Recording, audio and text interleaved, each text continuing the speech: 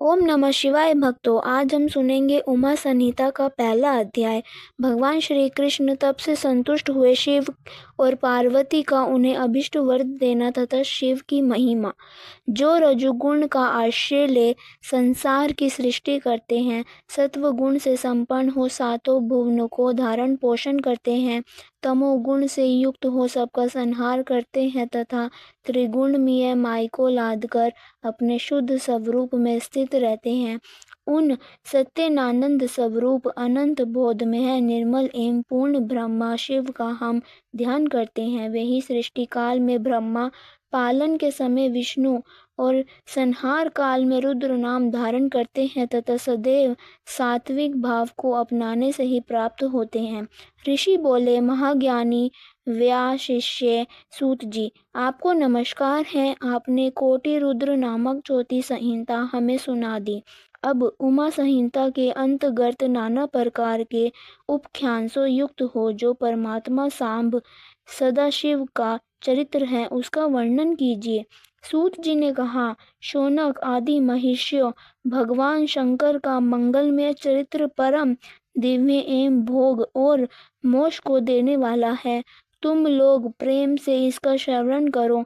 पूर्व काल में मुनिवर व्यास ने संत कुमार के सामने ऐसे ही पवित्र प्रश्नों का उपस्थित किया था और इसमें उत्तर में उन्होंने भगवान शिव उत्तम चरित्र का ज्ञान किया था। उस समय पुत्र की प्राप्ति के निमित्त श्री कृष्ण हिमवान पर्वत पर जाकर महर्षि उपमुन से मिलने, उनकी बताई हुई पद्धति अनुसार भगवान शिव की प्रशंसा के लिए तप करने, उनके तप से प्रसन्न होकर पार्वती, कार्तिकेय तथा गणेश सहित शिव के प्रकट होने तथा श्री कृष्ण द्वारा उनकी स्तुति पूर्वक वरदान मांगने की तथा कथा सुनाकर संत कुमार जी ने कहा, श्री कृष्ण का वचन सुनकर भगवान भव ओन से बोले, वासुदेव, तुमने जो कुछ मनोरथ किया है वह सब पूर्ण हो। इतना कहकर त्रिशूलधारी भगवान शिव फिर बोले, यादवेंद्र, तुम्हें सांब नाम से प्रसिद्ध एक महाप्रकार ममी बलवान पुत्र प्राप्त होगा। एक समय मुनियों ने भयानक संवतर्क सूर्यों का श्राप दिया था कि तुम मनुष्य योनि में उत्पन्न होगे, अतः वे संतवर्क सूर्य ही तुम्हारे पुत्र होंगे। इसके सिवा जो जो वस्तु तुम्हें अभिष्ट है वह सब तुम प्राप्त करो। संत कुमार जी कहते हैं, इस प्रकार परमेश्वर शिव से संपूर्ण वरों को प्राप्त करके श्री कृष्ण ने विविध प्रकार की बहुत सी स्तुतियों द्वारा उन्हें पूर्णतः संतुष्ट किया। तदंतर भक्त वत्सल गिरिराज कुमारी शिव ने प्रसन्न हो उन तपस्वी शिव भक्त महात्मा वासुदेव से कहा। पार्वती बोली, परम बुद्धिमान वासुदेव नंदन श्री कृष्ण, मैं तुमसे बहुत संतुष्ट हूँ। अनंत तुम मुझसे भी उन मनोवांछित वर्णों का ग्रहण करो जो भूतल पर दुर्लभ हैं।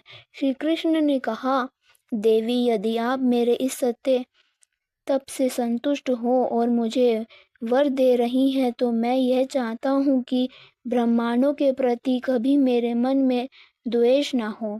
मैं सदा दिव्यों का पूजन करता रहूं। मेरे माता पिता सदा मुझसे संतुष्ट रहें। मैं जहाँ कहीं भी जाऊं समस्त प्राणियों के प्रति मेरे हृदय में अनुकूल भाव रहे। आपके दर्शन के प्रभाव से मेरी संतति उत्पन्न हो। मैं सैकड़ों यज्ञ करके इंद्र आदि देवताओं को तृप्त करूं। सहस्त्रों साधु सन्यासियों और अतिथियों को सदा अपने घर पर श्रद्धा से पवित्र अन्न का भोजन कराऊं। भाई बंधुओं साथ नित्य मेरा प्रेम बना रहे तथा मैं सदा संतुष्ट रहूं। संत कुमार जी कहते हैं, श्री कृष्ण का ही वह वचन सुनकर संपूर्ण अभिष्टों को देने वाली सनातनी देवी पार्वती विस्मित हो उनसे बोली, वासुदेव, ऐसा ही होगा, तुम्हारा कल्याण हो। इस प्रकार श्री कृष्ण पर उत्तम कृपा करके उन्हें उन वरों को देकर पार्वती देवी तथा परमेश्वर शिव दोनों वहीं अंतर्ध्यान हो गए।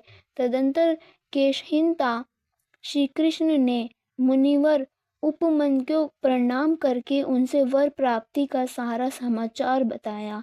तब उन मुनि ने कहा, जनार्दन, संसार में भगवान शिव के सिवा दूसरा कौन महादानी ईश्वर है तथा क्रोध के समय दूसरा कौन अनंत दुस्सह हो उठता है।